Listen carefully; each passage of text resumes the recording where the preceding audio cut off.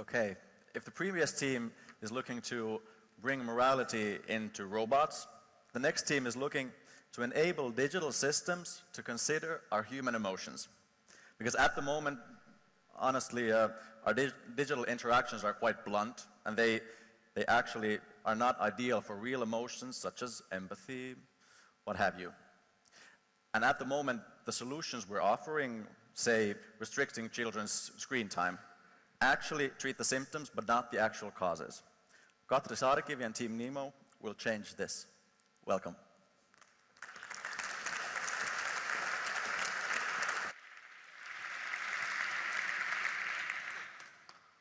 Hello, I'm Katri. I'm team leader of NEMO, Natural Emotions in Digital Interaction. And in the following minutes, I'm going to tell you about our plan to change the underlying structure of the entire internet. I'm going to tell you why we think it needs to be changed, how we're going to do it, what are the first 3 steps we're going to undertake, and a little bit about what the world will look like when we are done. First to the why question.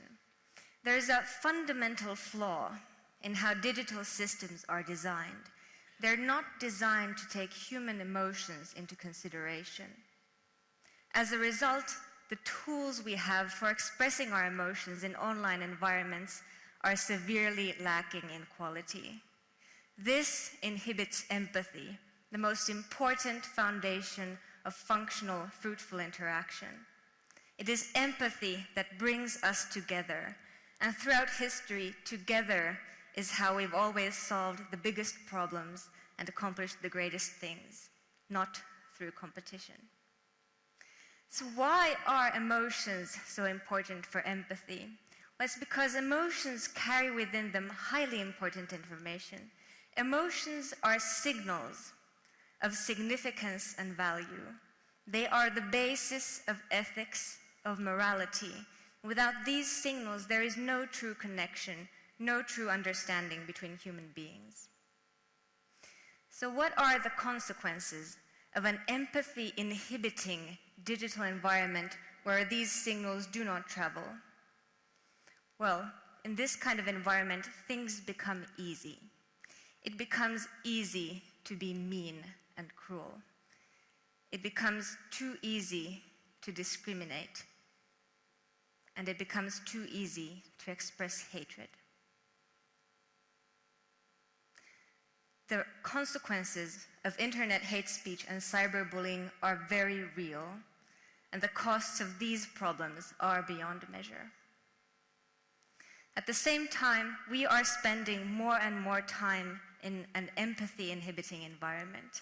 And this has a lot of parents, a lot of researchers worried.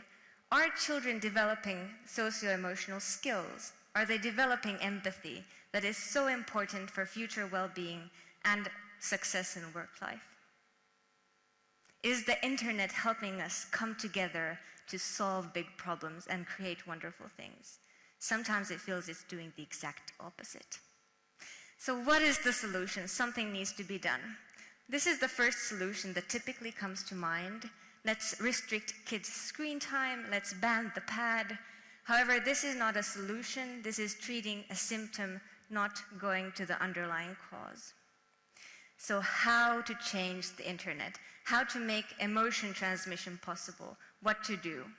First, we need to start answering some pretty big questions. For example, what are emotions?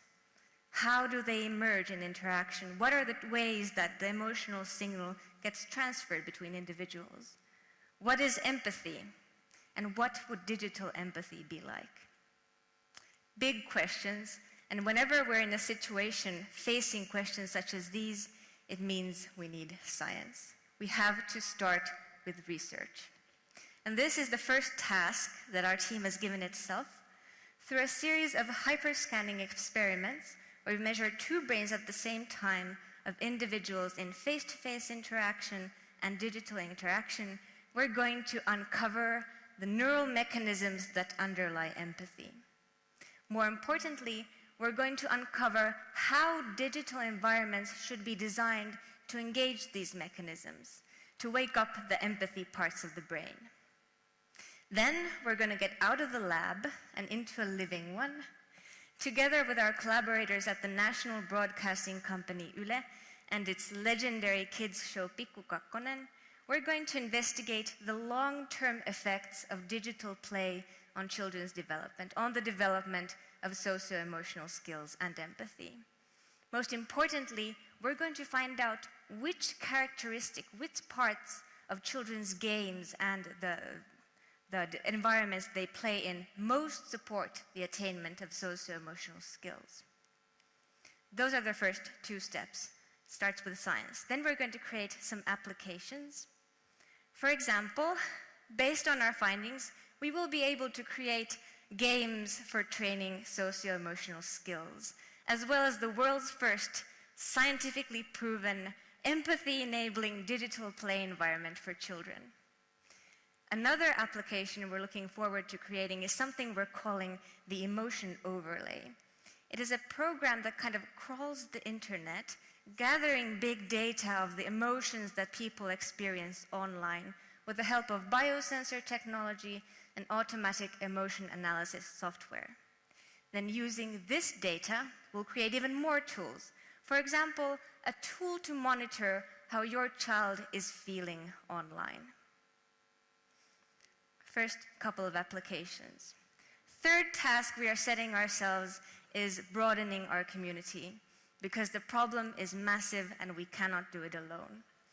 A few months ago, we already arranged the first very successful Emotion Hack Day that brought together the brightest minds in the field and created a whole ton of new tools, new solutions to enrich emotion expression in online environments.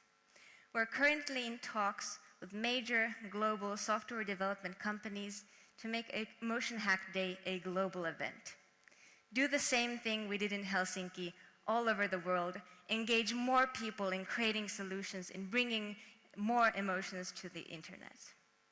So those are the first 3 steps that we are going to undertake, and by them we'll accomplish several quite big goals. For example, establish a new field of research on digital empathy right here in Helsinki, create the first applications that are expected to attain over 800,000 weekly users through Pikku Kakkonen and Yle, and as well as plant the seed of a worldwide community. So these are pretty big goals, pretty lofty goals even.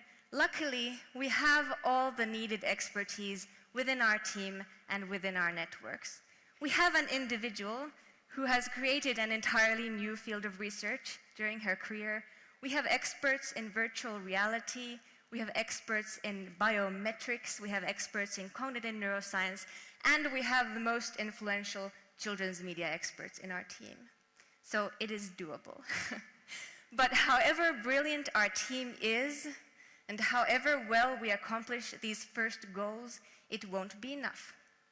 It won't be enough to change the underlying structure of the entire internet.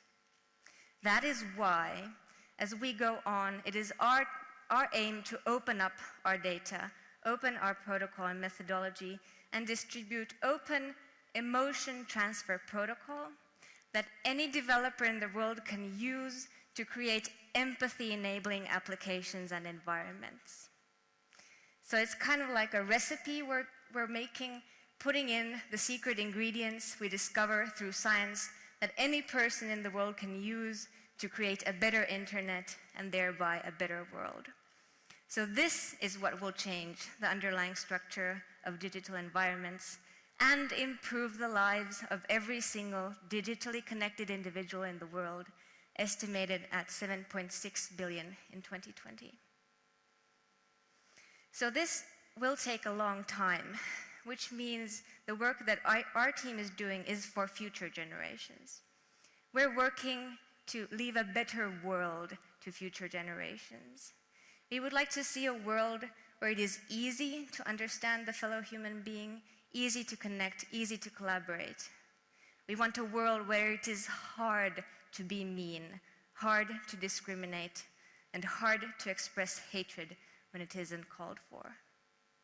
In one word, we're working to leave a more empathetic world to future generations. because more empathy means less misunderstanding, less mistrust, less loneliness, and less violence. Thank you.